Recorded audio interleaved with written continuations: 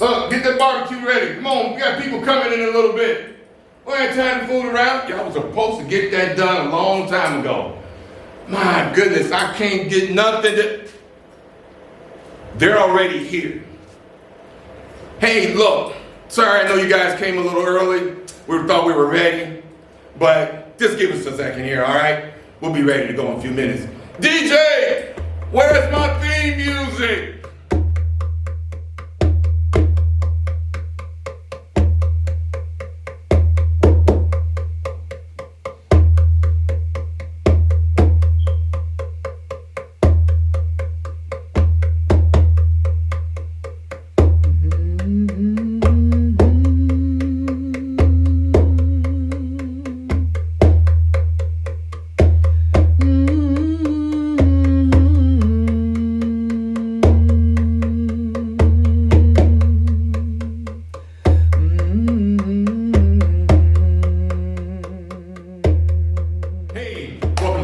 Friday, Dad's Story Hour. It's good to see everybody here. This is our season 3 finale. We've had a great time. We hope that you enjoyed every show that we put on this year. If you get a chance, go back on our YouTube page, look again, see how things are. Tell us what you think of it. Go to our website, check that out, see what's the deal there. But the big thing is we're happy you're here tonight. Because tonight, those guys over there are doing Q and Tell. The men are on the grill. Yup, the Dad's men, we're here to do our thing today. We hope that you have a great time while watching this. We just have no idea how grateful we are that the things that we do for you each and every doggone week. Throughout the community, plus every month on here.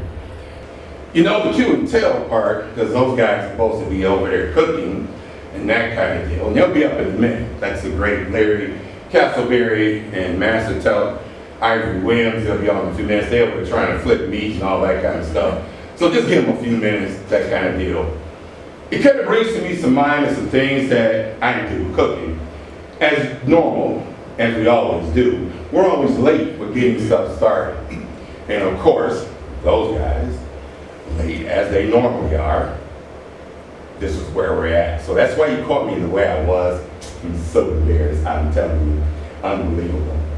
But one thing I had a chance to think about when we say we were gonna put this together is the one time that my 2 grandkids, yes, I have 2 grandkids. One is Lonnie, and the other is Peyton. Sweet Pea, I hope you guys are watching, you guys will love this.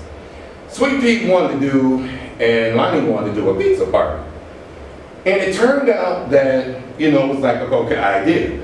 And I said, okay, you know, Pop, that's what they call me, Pop. That it's a good idea. We can do this real easy like. I can just go buy some pizzas, 4 or 5 pizzas, pizza party, we're in business. Easy peasy. No, Lonnie called me and said, no, Pop, let's make some pizza. So I'm like, okay, we'll get something and do it halfway. That may be. But Lonnie came up and said, no, let's do this thing from scratch.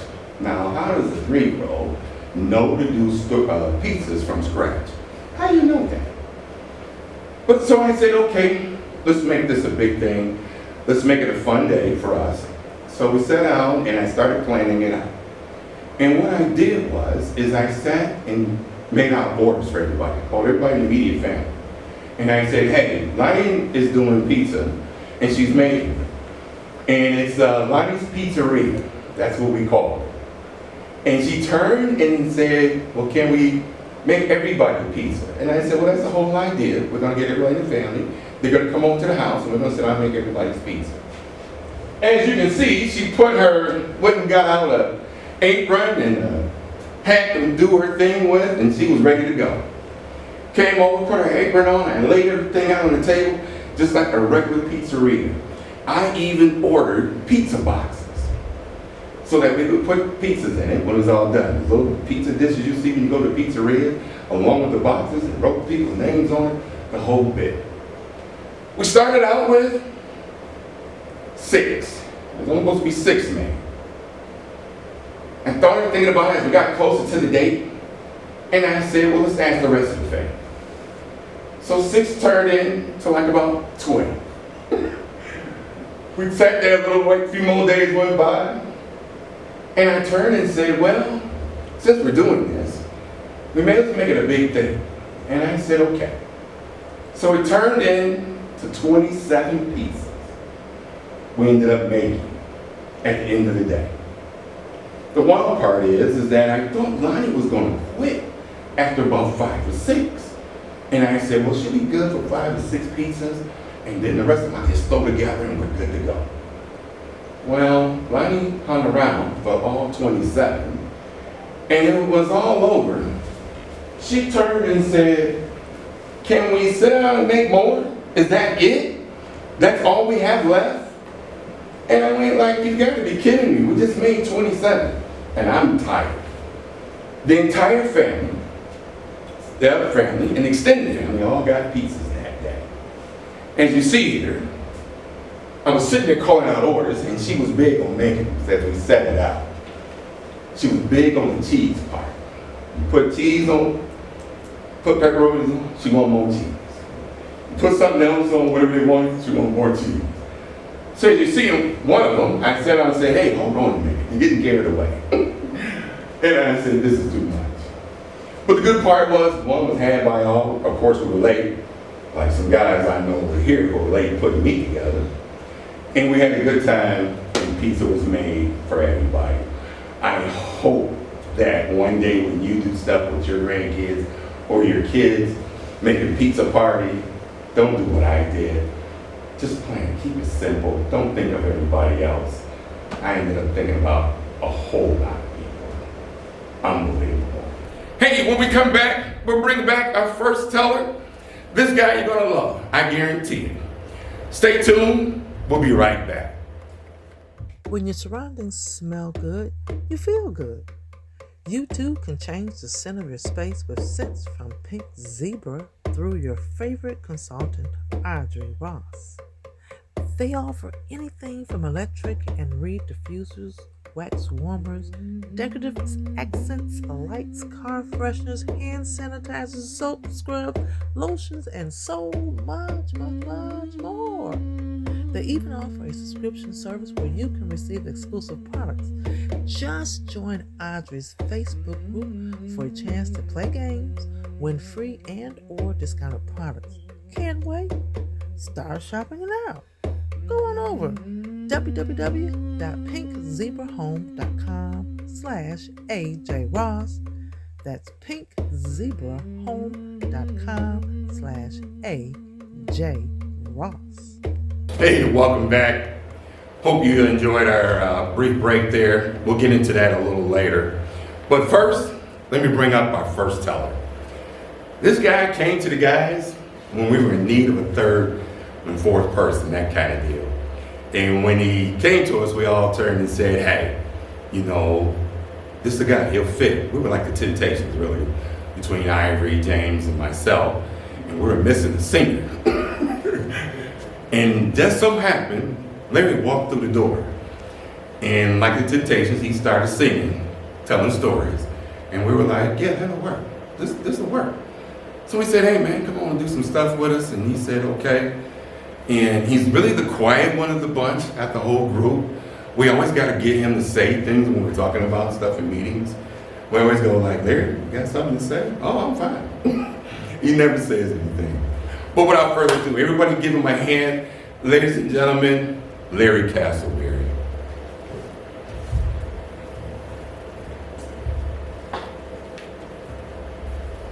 Rocky Mount, North Carolina, 2005.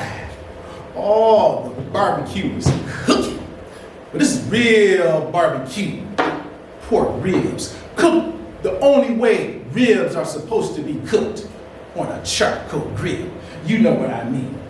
There was Brunswick stew, a North Carolina staple. There was hush puppies. There was pulled pork.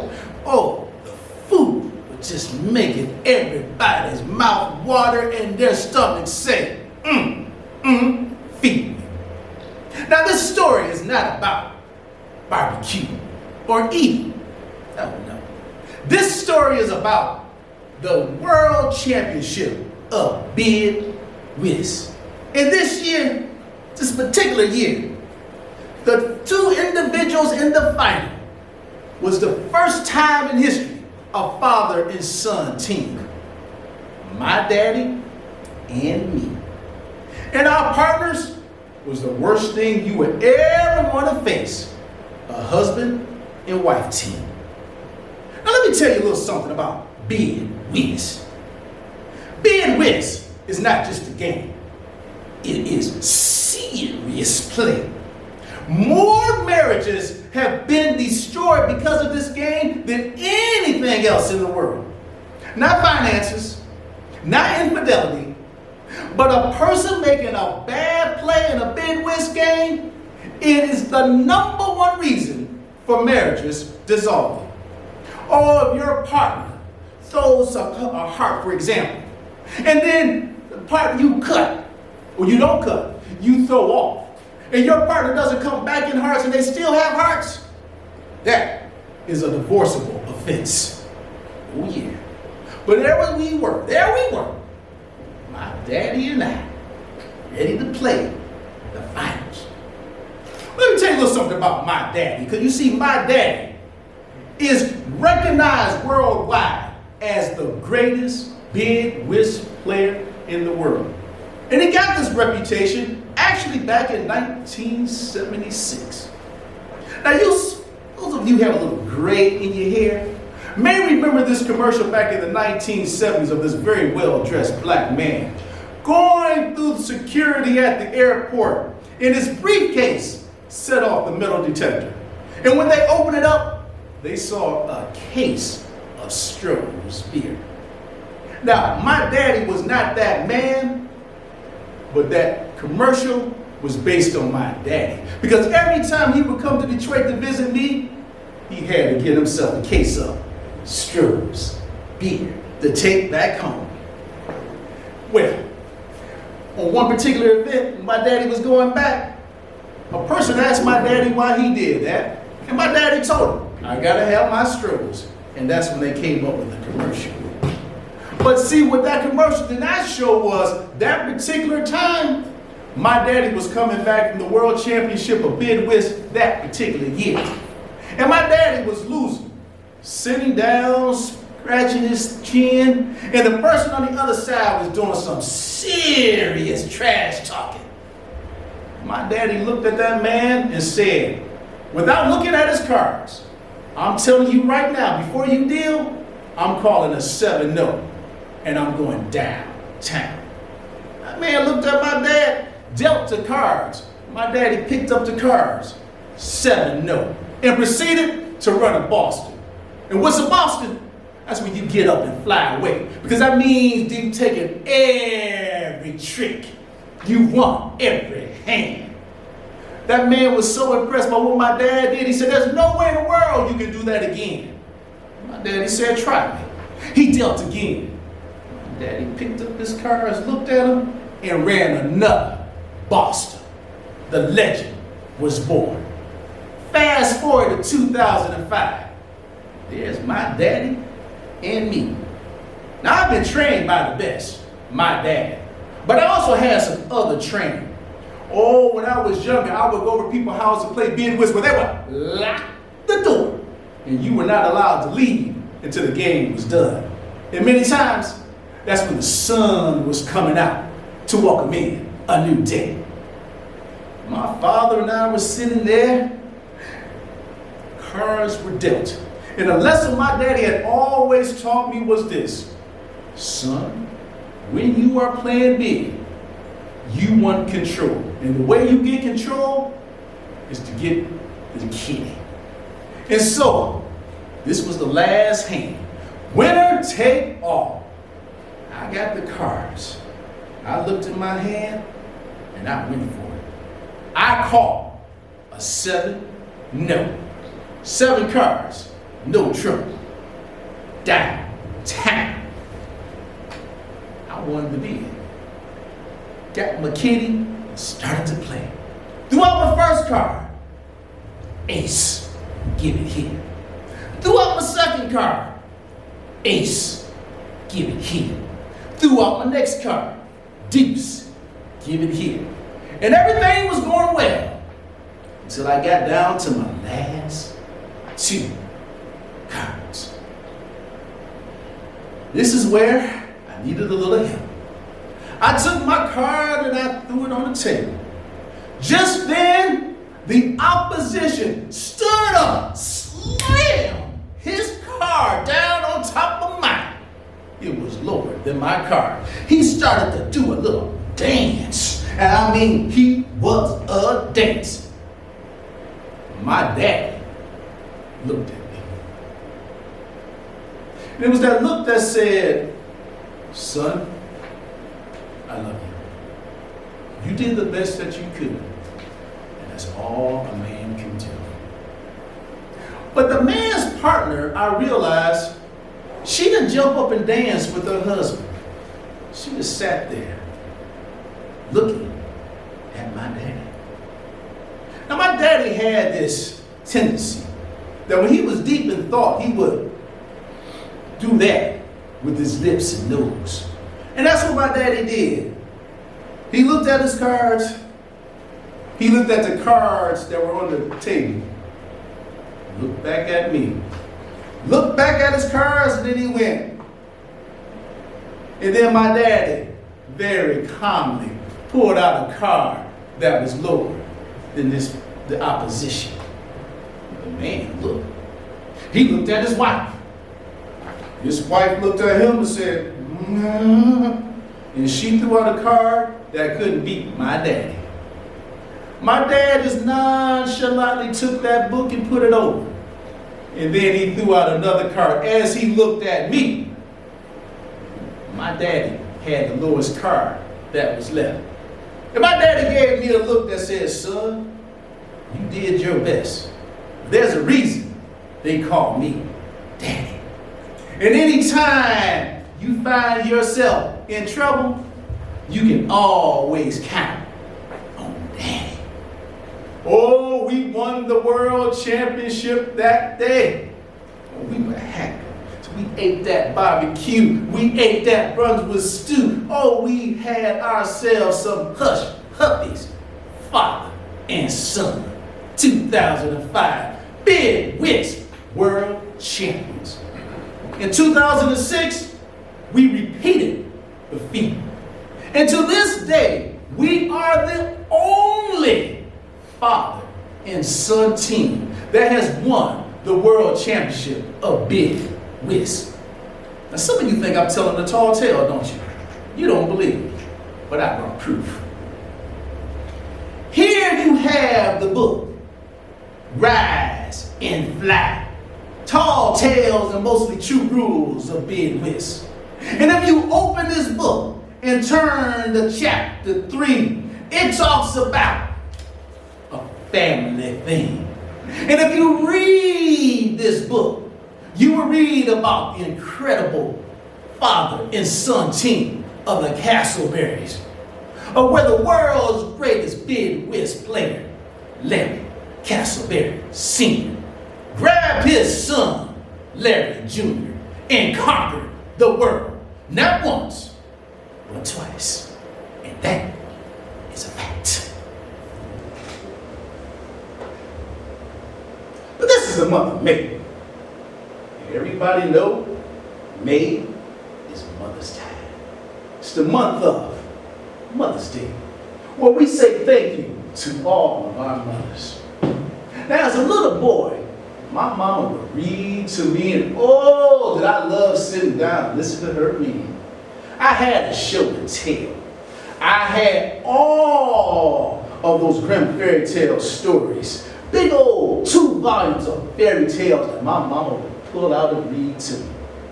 Now, I got to a point where she told me to start reading them stories myself. But before we got there, mama would read to me. And oh, how I used to love to hear her read. But sometimes mama would just tell me a story. And this particular evening, back in 1975, I remember I asked mama, Mama, tell me a story.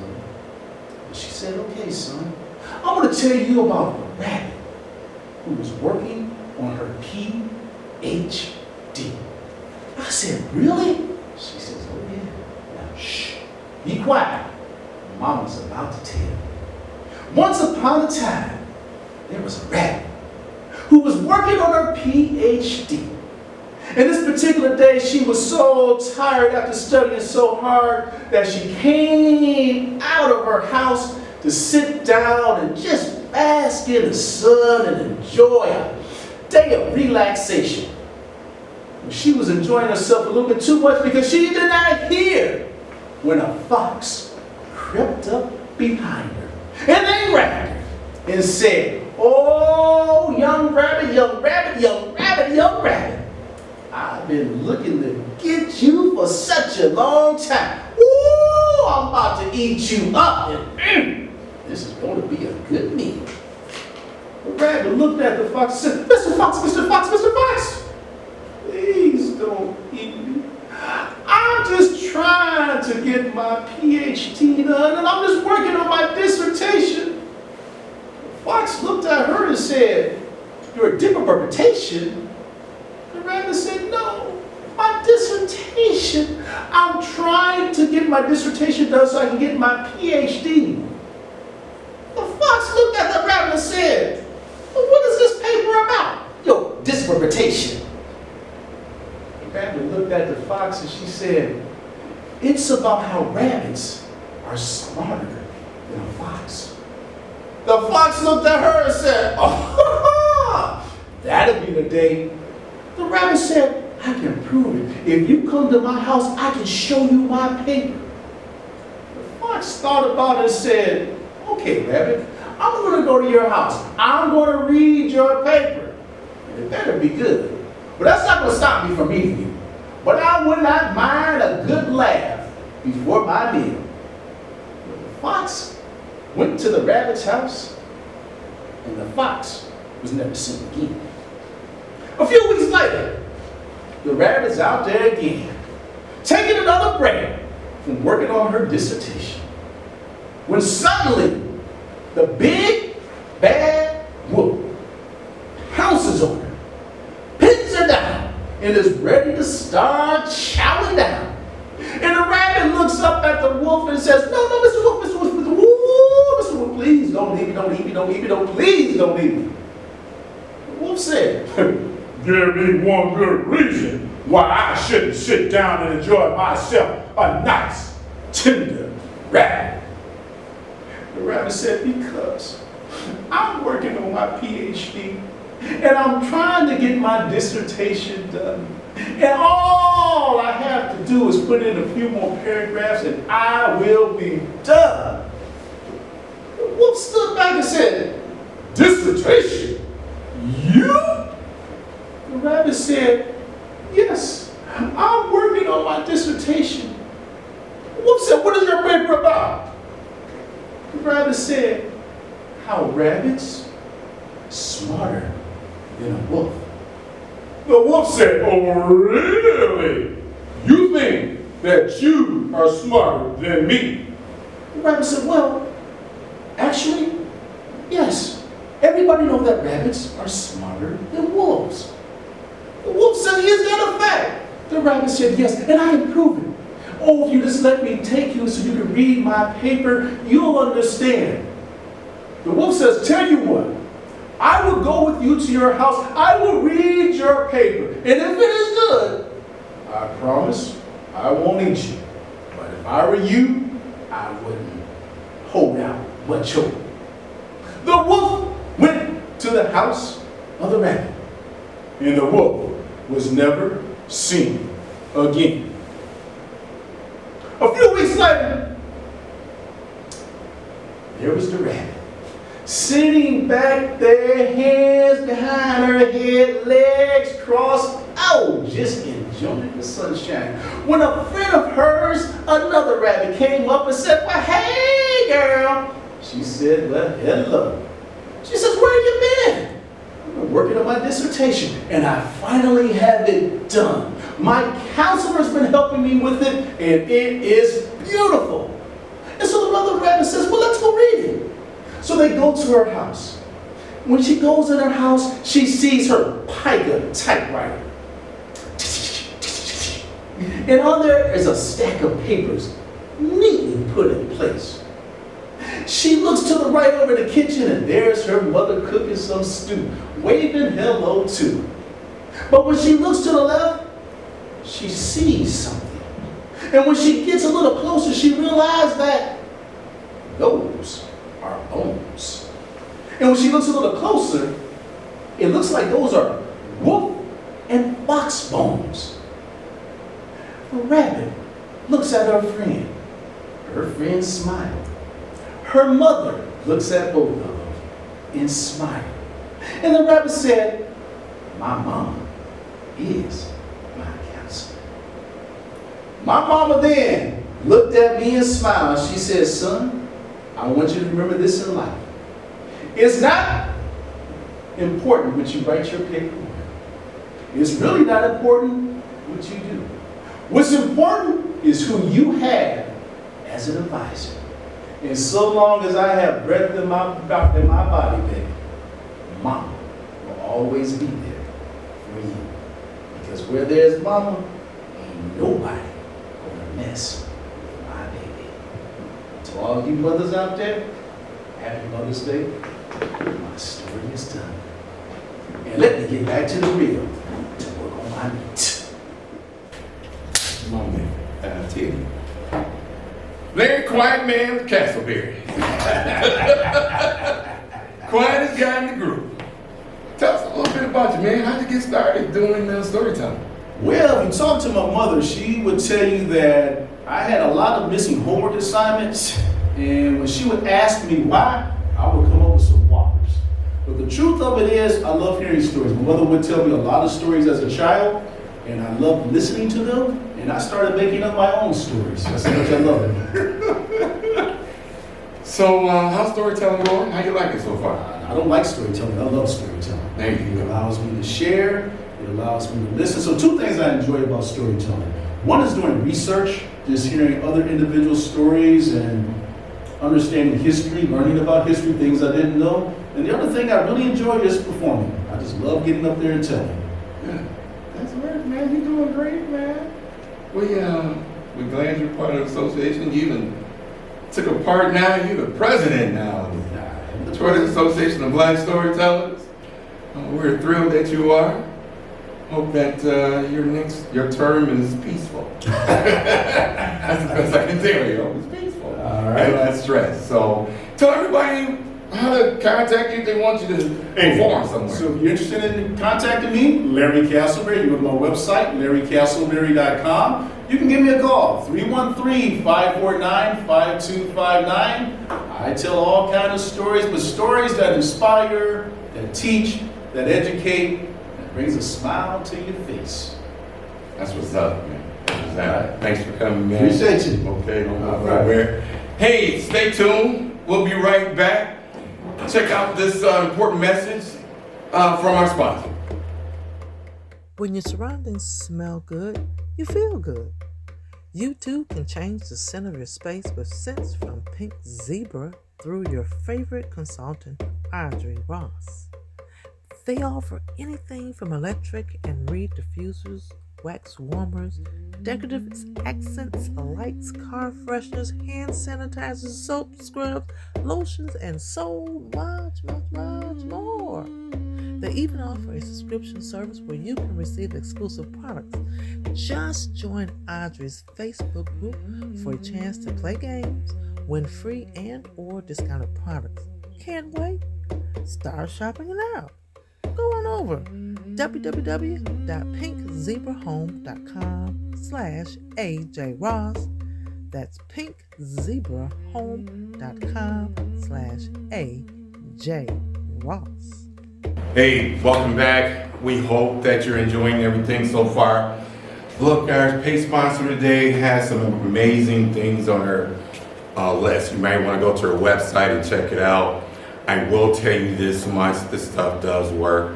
It puts out everybody who has the glad things and the plugs and all that kind of stuff. And you know, the incense does one thing, that's fine, but then that goes out. This particular product can last you for years. I mean, before you can change it out however you want to do. But this product here, I guarantee you, it works. I use it. They have a cards in their area where you can put stuff in your car and spray a thing in your car where it makes your car smell well as well. But the big thing in the house-wise though, that does wonders, which leads me to something that I know how it works. I have two dogs.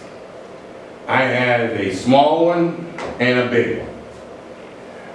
The small one is the brown one that you see up here. And his name is Cheerio. He's the oldest, believe it or not. And he pretty much somewhat runs the show. The big one is Ronnie. That's the big one.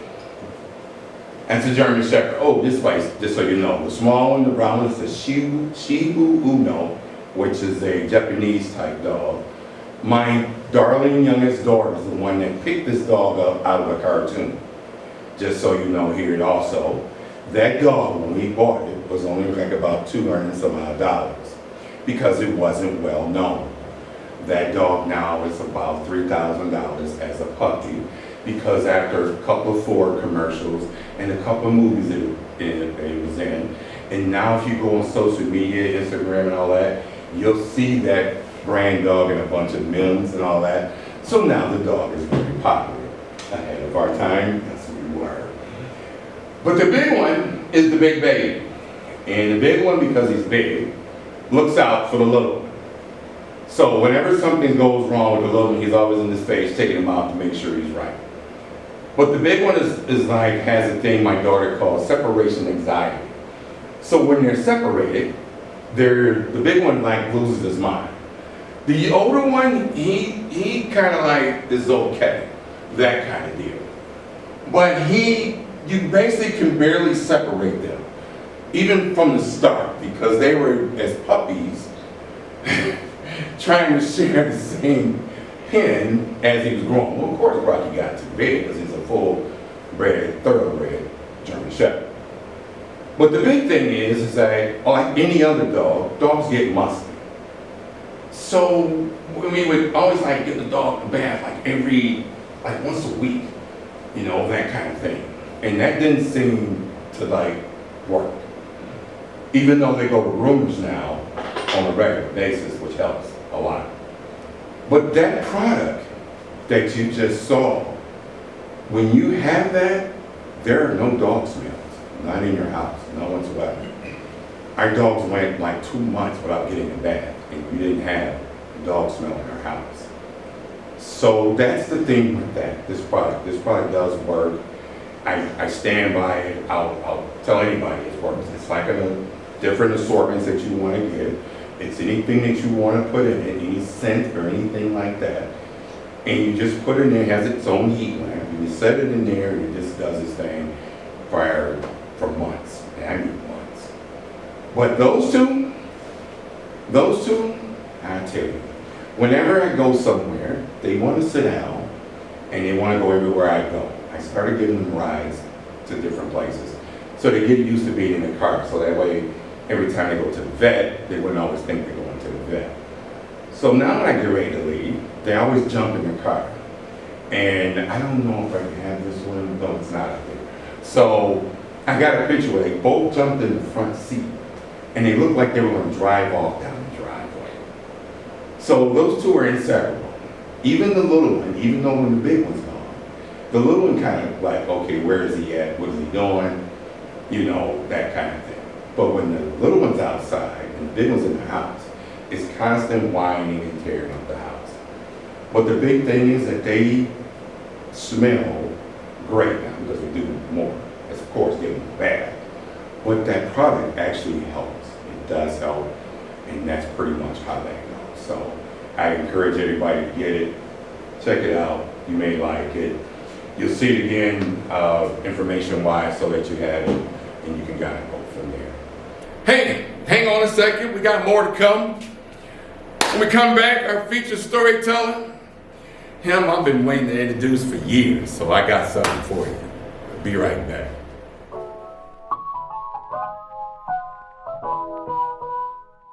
Located in the heart of Detroit's Midtown neighborhood at 4750 Woodward Avenue. Hannah Center is the perfect place for your meeting or special event. To secure rental space, please call 313-833-1300 extension 11. Again, 313-833-1300 extension 11. Hey, welcome back. The Hannah Center. I hope you enjoyed that break. This is an amazing place. You saw some things on the video, that kind of deal, but I guarantee you it's much, much more than that. It caters to elderly people, senior citizens, our elders, that kind of thing. You will love this place. It's places where the actual stages we're on right now. They've been gracious enough to let us use it all year long. We can't thank them enough for letting it happen. Special thanks to Richard Reeves, who's the director here. He's the one we connected and we just started hitting it off right away and started working out. Helena, who's actually the maintenance person engineer here, and she is always helpful. So those two are getting up on Saturdays, won't record, that kind of deal, and doing some Friday night stuff for us. We thank them again. The Hannah Center, if you get a chance here in Detroit, swing by here. They have a podcast studio. They have this, and their art gallery is amazing. All the art in there that's in this building is done by somebody who's an elder or a senior citizen. Do get a chance to check it out. But here's a person I've been waiting to introduce forever and a day. And I gotta do it the same way, somewhat how he does. We go back many, many moves. Our colleague, we've worked as colleagues on many, many projects. I've known him for a long time. And it's unreal that we are finally doing something a little different. We kind of call him the Messiah. He is the actual leader of the group, for this group. He's been doing it for us, he put it together. So we've been running around under him forever and a day now. So without further ado, his name, that's him. Yeah. His name is Master Storyteller Ivory Williams. Jumbo means hello, Jumbo. I've been wearing this vest for over 25 years. It's become my trademark, actually. In fact, if you see me wearing this vest, you know I'm telling stories. Now, most of the people that I know, in fact, all the people that I know, wouldn't be caught dead wearing a garment or an article that's over 25 years old. And truth be told, I felt the same way. In fact, after a couple of years, I found a couple of loose threads, some worn spots, tattered and torn edges around the collar. I knew right then I needed a replacement. So I went to a couple of African venues, African shops and stores, and I couldn't find this exact pattern because I needed this pattern. This cloth is from Mali. So I remember that I bought this vest at an African World Festival back when it was held at Hart Plaza. And after a few years, the African World Festival moved to the magnificent and wonderful grounds of the Charles H. Wright Museum of African American History. I thought it was the perfect marriage of art, black history, and culture. I mean, held in the middle of August every year. Summer heat, people milling around, smiling, laughing, dances. It was an experience for all the five senses. Drums playing, music everywhere. They had 2 blocks dedicated to food. Barbecue smells all over the place. That's where I wanted to go. In fact, it reminded me of somewhere that I used to visit all of the time. And I recommend this place to you too. I used to go to Wakanda. Every year I visit there, like an open marketplace. Well, I'm ahead of the story. I went there one summer few years ago, and I saw a vendor with an array of African cult material and fabric. I went in, the owner greeted me. He said, "My brother, welcome. How can I help you?" I introduced myself. I said, "I'm Ivory. I'm a storyteller right here in Detroit. And I need a new vest to tell my stories in." He said, "What's wrong with that vest?" I said, "It's old. I need a new one." Now, you have to remember, at the African World Festival in August, it's hot. And most of the vendors have set up tents behind their tables to get out of the sun when they had no customers. So I went in. He said, "Follow me." He led me behind his table into the tent behind. And I heard people talking, elders, men and women, laughing and chatting. When I walked in, my guide introduced me. He said, "Brothers and sisters, here is Ivory. He's a storyteller here in Detroit. And he needs a new vest to tell his stories in." One of the elders said, "Welcome, brother. You're a storyteller?" I said, "Yes, I am." He said, "Why do you need a new vest? What's wrong with that one?" I said, "It's old. I need a new one." He said, "Old! Old! Who's the storyteller, you or your vest?" I said, "Well, I am." "Well, then what do you need to do?" I said, "This one is torn and tattered around it." "Torn and tattered!" He said, "Who's the storyteller, you or your vest?" I said, "I am." "Well, then," he said, "it doesn't matter then what condition your vest is in, does it?" And it kind of made sense. He said, "Brother, you tell your stories. You are your stories. That's your job, your goal, to tell your stories. Your stories are a reflection of you." And that kind of made sense. And then he said, "Take off your hat." So I took off my hat. I bared my bald, hairless head. He said, "Now look, your head, a long way from the head full of hair you used to have in your days of youth when you were young and foolish. I see a head that deserves respect. I see a head that has lived a life of success, a life that has endured study, long years of study, travel, and performance. Is that not so?" I said, "Yes." I said, "Well, your vest has been with you through those long years of study, learning, growth, development, and performance." And then I looked at him with what I thought was my two eyes. But then I opened my third eye, and we all have a third eye. And the third eye is the eye of understanding. And what he said made a whole lot of sense. Your vest was with you through that time. You don't discard something because it's old. Your head would be discarded for the same reason. Look with your third eye.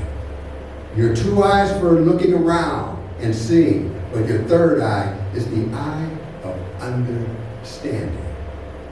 We looked at each other with our third eyes, and we could tell that we both understood. So he invited me and said, "Okay, storyteller, what kind of stories do you tell? And tell us a story." And I said, "Stories, stories, stories. Just what are stories? Stories are simply something that happened. Stories could have happened in the past. Stories could be happening right now. Or stories could happen in the future. Stories could be good. Stories could be bad. Stories could be true, like all of my stories. Or stories could be made up. But the most important thing about stories is that stories must be told." Let me tell you a story. Now, in order to understand this story, I have to give you a history lesson. So pay attention, because there will be learning political and geographical history in the nature of this story. So, for example, what is the capital of this great nation, the United States? Most people would say Washington, D.C., and you'd be correct. Let's bring it a little closer. What's the capital of Michigan? Michiganders would say Lansing. But if you go outside of Michigan, most people would say Detroit. And they would be correct, because the de facto capital of Michigan is Detroit. But because of politics, we'll let Lansing claim that title. Now, let's bring it a little closer. There is a capital of Detroit. But before I get into that, I want to destroy some myths and some fake news. Know it right now, and all Detroiters know this, that Detroit is made up of only 3 areas. There's a lot of little neighborhoods, to be sure, but 3 areas define Detroit. There's the east side, there's the west side, and then there's the north end. People all over Detroit reside in one of those 3 areas. Now, the fake news, they've got like English Village. No English people wouldn't live there. Detroiters live there. Indian Village. There are no Indians in Indian Village. Detroiters live there. Corktown. I'm still trying to figure out what are Corks. But 3 areas. And it's divided by Woodward Avenue, which starts at the foot of Jefferson by the river and goes all the way out to infinity. If you live on the east side, east of Woodward, you're east side. West of Woodward, you're west side. The north end boundaries are simple. On the north, Highland Park. Woodward on the west, Oakland on the east, and the boulevard. Not West Grand Boulevard, not East Grand Boulevard. Detroiters only call it the boulevard. Now, just like the United States, Michigan, Detroit has its capital. The north end is the capital of Detroit. Everybody knows that, everyone who's in the know. And the mayor, who's the mayor of Detroit? Most people would say Dugan right now. And Detroit has had several mayors. But the mayor of the north end, rest in peace, was my dear old grandma, Annie D. Claybrook. She was called the mayor because nobody walked past my house where I was raised with my grandma. Nobody walked past that house without stopping and speaking with my grandma. They actually tip their hat. How do Miss Claybrooks? And they either walk on or come up on the porch and have a chat. Now, she was the mayor for 3 specific things. 1, she was known for her quick wit and wisdom. She didn't truck, and that's what she said, don't bother with. She didn't truck foolishness or long-winded people. When she found out that I was contemplating a speaking career, she told me, she said, always remember the 3 B's. I said, 3 B's? The 3 B's. What are the 3 B's, Grandma? She said, be clear, be concise, and be seated. And I carried that philosophy all my entire career, not being long-winded. The second thing my grandma was known for was her cooking. Throughout the neighborhood, everyone loved my grandma's cooking, especially her hot, light, fluffy, buttery biscuits. Everyone loved my grandma's biscuits. Now, I tell a story about my grandma's biscuits, and I'm not going to tell it now because I don't have the time. But the third thing my grandma was known for, was her garden. She had a beautiful garden in the backyard with plants and flowers along the fence from the house to the alley gate. At the end of the alley was a single sunflower, which grew to about 10 feet tall, just one every year, a big yellow sunflower. We had green grapes along the top of the fence, a big apple tree in the back, and the neighbors had a cherry tree where half of it hung over into our side of the yard. But her crowning glory was her beautiful green grass that was expertly mown and trimmed. Everyone loved my grandma's green grass. And it's called grass in the north end. On the west side, they call it lawn. But the east side, they don't call it anything because nothing grows on the east side. But they love my grandma's lawn, West Siders, grass, North Enders. What's that, East Siders? But they love it because I mowed that grass. I mowed it before the gas-powered electric lawnmowers was invented. It was powered by the 2 arms and skinny legs of a 10-year-old boy. That was me. And I did it perfectly. Everyone commented on my grandma's, not mine, my grandma's mowed lawn. In fact, I was so good, she hired me up. Wait, wrong word. Not hire, because I hired connotes money was passed. She loaned me out to the neighbors across the street, Miss Young, Miss Reed. I got no money for it, but I mowed their grass too. So that's why my grandma was the mayor of the North End. Every evening, just before sundown, she would water the grass with a hose pipe. Not Westsiders call it a garden hose or a water hose. No, it's hose pipe. Eastsiders know nothing about hose pipes because they had nothing to water. But I wanted to water the grass, and she would rarely have me do it. But one day, somebody stopped by. Got to do, Miss Claybrooks? And he stopped. She handed me the water hose pipe to let me water the grass. And I'm watering, I'm on the bottom step, I'm watering, loving it. You turn the nozzle for the spray, you can knock butterflies and other bugs out of the air. If you put it on solid spray, you can knock the leaves off the grass into the neighbor's grass.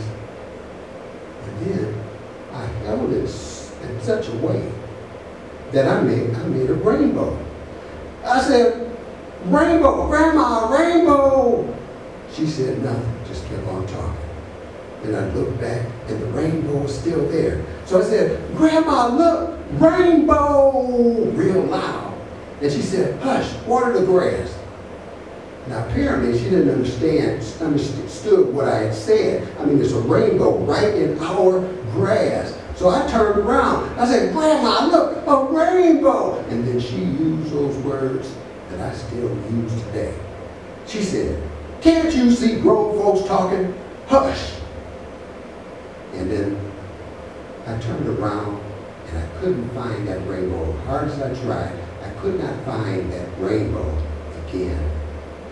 And then I found a lesson in that I carried all through my life, my grown adult life. You never mess with a child's rainbow moments. As adults, we have important jobs and things that we're doing, but for children, they don't have the age, experience, and education that adults and grown folks have. What they're having is important to them, which are their rainbow moments. So I always take the time, and they call it rainbow moments because it's only a moment. We can take the time in the growth and development of our young people, which is a major focus of storytellers, to help our young people share and take pleasure in their rainbow moments. Wouldn't this old world be better if the people we meet would say, "I know something good about you," and then treat us just that way? Wouldn't it be fine and dandy if with each handshake warm and true, carried with it, this is for sure, said, "I know something good about you." And with that, my tale's riding in, but I hope in my future we all meet again. I'm sorry. Oh, Messiah, I'm sorry. So, how's it going, man? It's going good. Good. Just having fun, which storytellers should. You're supposed to, right? Yep. So how do you get, other than telling us how you get started? Hold on a second, let's go back here a little bit. East side, west side, lawn, grass, nothing at all? Just telling the truth. Like you said, all my Boy, when this gets out there, boy, they gonna be like, they gonna be on you, man. Should I turn this on or? You can leave it on. Oh. You can leave it on. Okay. You can, I turned mine off. Oh, okay. This was just too much. Microphones, hey, you're looking at that. So look, So, you been staying busy? Yep. Been doing this a long time, man. How long you been doing this? No, not as long as you, but. I got involved with DABS back in the 90s. Okay.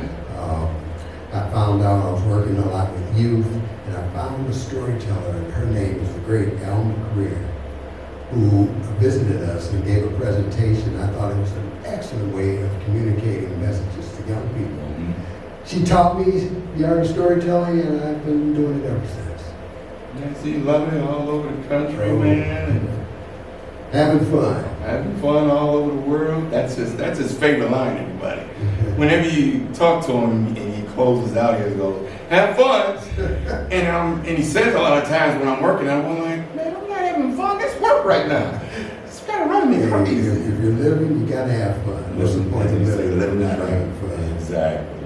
So that's good though, man. I'm glad you're doing well. I'm glad you're back out of there and stuff. I understand you uprooted to another state now. Yeah, that state down south. I can't say its name. What you living there? The Buckeye State. No, okay. I'm gonna talk to somebody else about that. All right. So, look, it's good to have you here, man. I'm glad you showed up this time. The last time we had you on the screen, Oh, yeah. doing the thing on Detroit there. at heart. Detroit at heart. I always, man. We always like that. So, tell us, everybody, how you can contact you. Well, I have They want to get a hold of you. I have a website at Ivory Tales, Tells, ivorytales.homestead.com. And my email is EFFY1 @AOL.com. Boy, thanks so much, man, again.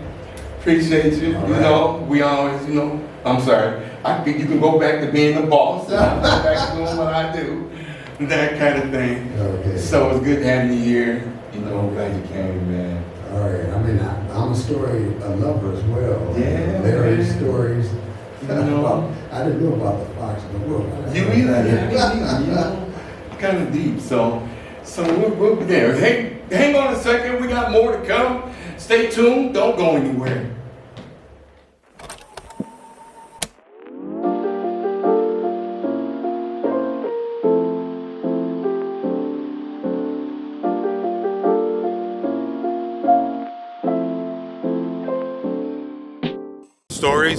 Stories.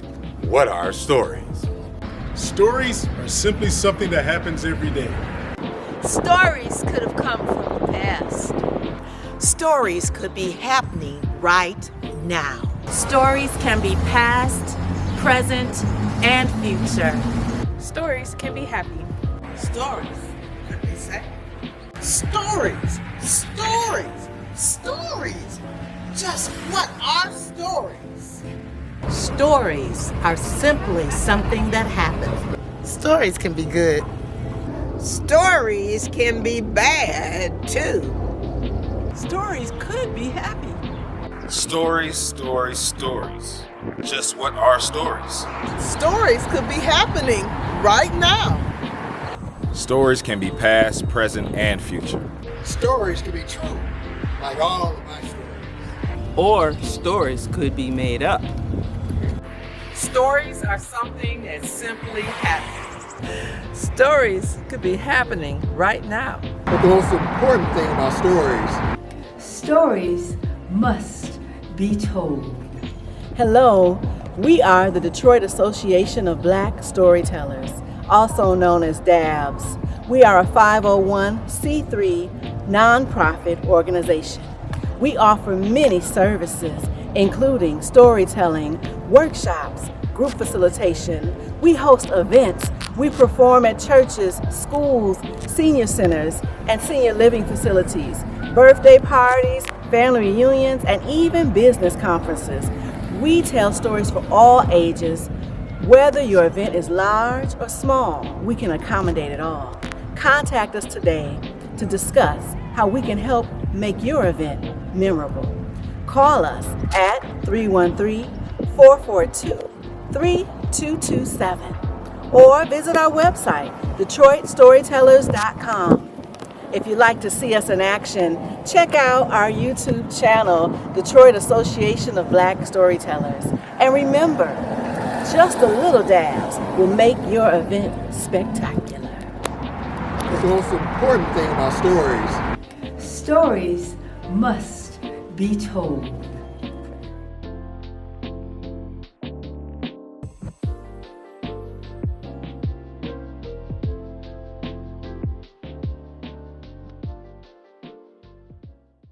Hey, welcome back. We hope that today that you had a great time today. We hope you enjoyed our season 3 finale. Q and Tell, the men on our grill. These two were the ones doing the grilling, but I was just here, bringing out stuff and that kind of thing for them. So we hope that you had a great time watching this show today and make the best of the summer, that kind of deal. A couple things here. One, if you desire to be a storyteller, because a storyteller is in each of you, just go to DetroitStorytellers.com. That's our website. You will be able to contact us that way, and you'll be able to become a storyteller each and every day.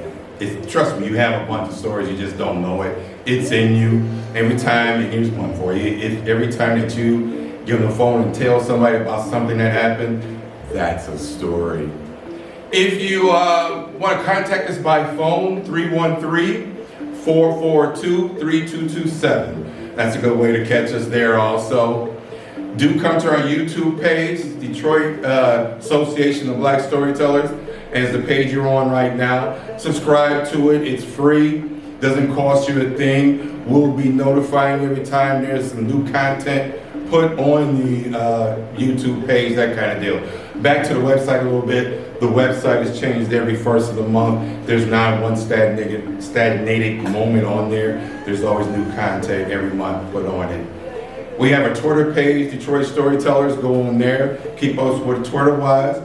We even have an Instagram page if you want to catch us on there. DetroitStorytellers.1992. You'll be able to catch up and keep with everything we have on that. We also now have a podcast page. We're changing the name to it, but it's right now it's Detroit Storytellers.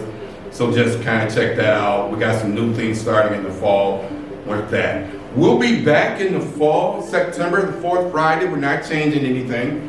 Next year is going to be very entertaining. I guarantee you'll like it. Just kind of hang out with us and see what the deal is after a couple of shows. We think that's going to be something that everybody can kind of relate to. We'll get some funny stories out of it the whole year long. You'll be tickling your funny balls, as you call it, that kind of deal. So we'll be doing that. The other thing is, if you are in another city and you watch us, there is the association. It's called National Association of Black Storytellers. It's NABS.inc. Just find their website. Go there. Somebody will contact you in a city near you, because there's an association of black storytellers in every city. We want to make sure that everybody is getting our history, everybody's getting our story is told. Don't let some people running away from you and tell us it doesn't need to be told. Yes, it does, each and every day. So, thank you so much. We've got to thank a few people more before we get out of here. One, Michelle McKinney, who's our music director. She's the one that did our music all year long. She's fantastic. Mama Gerard, I tell you, she's amazing. Our camera guy, James Graham, who's a camera technician, he's actually supposed to be up here with us, but every year he seems to get out of that for some reason. It's every May he gets out of it. So we're gonna get him up here next year. But he does all the camera work for us. He makes sure all the camera stuff is done to make sure we're straight. Jasmine Ross, who happens to be my daughter, she is the technician who deals with all the technical stuff. She does the editing of this program and everything else that we do, show-wise. Sundays, I think the word "don't touch nothing" is embedded in my head now. So that kind of thing. Our sponsorship person is our public relations sponsorship person, Pamela Williams. She's the one that's getting the sponsors for us every year. That's how we're able to do this, pay this for this program, along with the association dealing with sponsorship itself. You'll see a promo about that in just a little bit, but do help us out. We're only able to do things because of you. If it wasn't for you, we wouldn't be able to get out and do the things we do. So it's very important that we keep this going, there are a number of people in America that do not want the Black story told. So it's up to us to make sure that that story gets told. Hey, we'll see you next summer, or in the fall rather. Enjoy your summer. Yippee. And that kind of thing. But be safe out there. Definitely enjoy yourself. Tell a story to somebody. We'll see you next time.